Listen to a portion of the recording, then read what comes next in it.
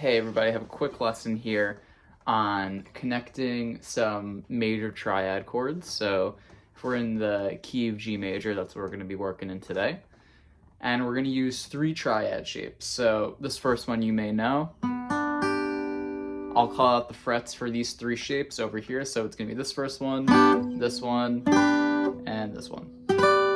So quickly going over it, you're going to take your middle finger, 4th fret is going to go on the G string.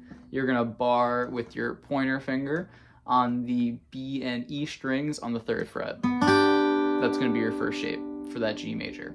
Your second shape, it's going to look like a D chord, but you're bringing it up to the 7th and 8th fret. So on the 7th fret, you're going to take your pointer and your middle, you're going to put it on the G and high E string. And then your ring finger is going to go on that 8th fret on the B string. So far we got. And then lastly, we're going to play this last G major triad. Your pointer finger is going to go on the 10th fret of the high E.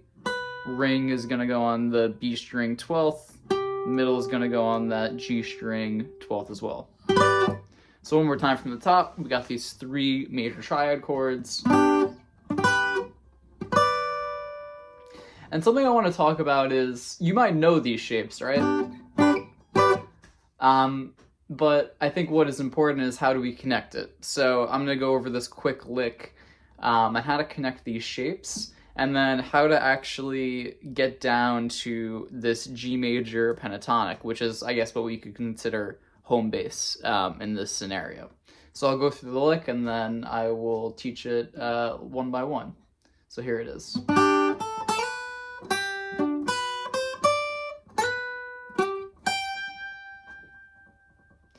All right, going over that lick.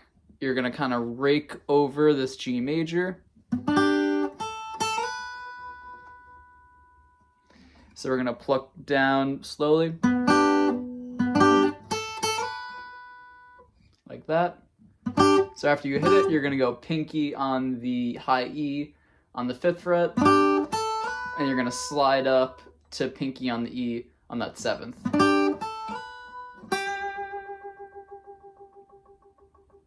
And then after that, you're gonna hit that G, which is our root note, and that's gonna be on the 7th fret B string.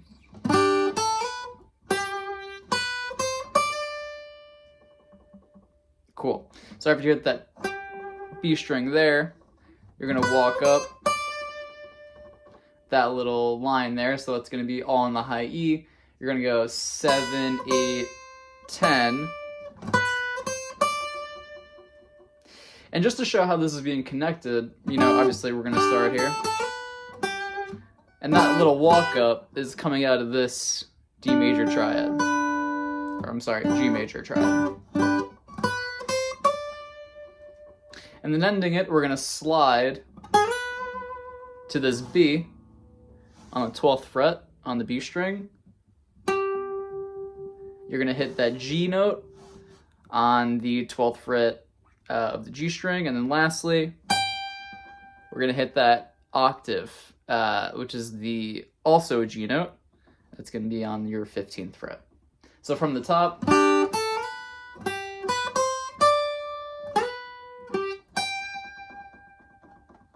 I think this is a really good practice to do, mainly because if you maybe know these shapes over here,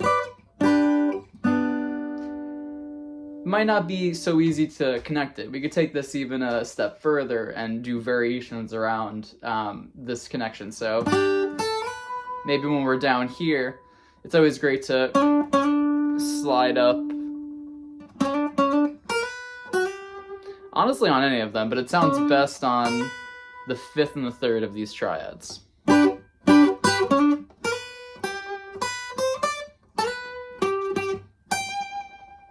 Great.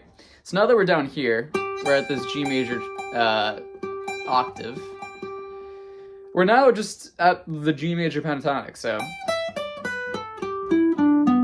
And if you don't know it, we'll quickly go over it. Pinky's going to be on the 15th fret of the high E, pointer on the 12th fret of the E. Then we're going to repeat that on the B. And then all the way down, it's going to be the 14th of the G, 12th of the G, repeat that, and then back to the 15, 12.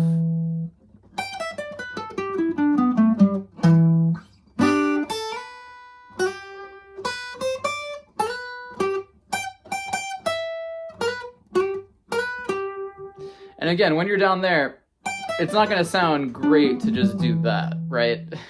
It's good to practice it, but like in theory, I think it's good to kind of get in the habit of knowing where to slide in, what sounds good. And again, that sounds really great if you're sliding in on that B, resolving on that G, or even going up to this D, both being the major third and the fifth. Great. We could keep going here. We're at the G, and we could restart. As we know, we started here. This might not be so easy on acoustic, but we have the same shape right up there, which again, not easy on acoustic. If you're on electric, might be better for you. But could play some major licks up there. The main reason I wanted to make this lesson is because I think that, and something that I was guilty of, is G majors playing. You might just immediately hop to this, some licks over here.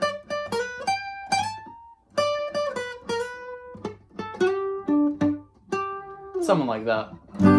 But the reason why this is useful is because you could start up here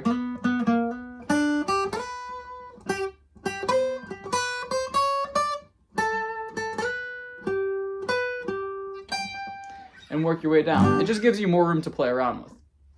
Again, there's so many ways to think about this. These aren't the only triads, but these are the most, in my opinion, the most important.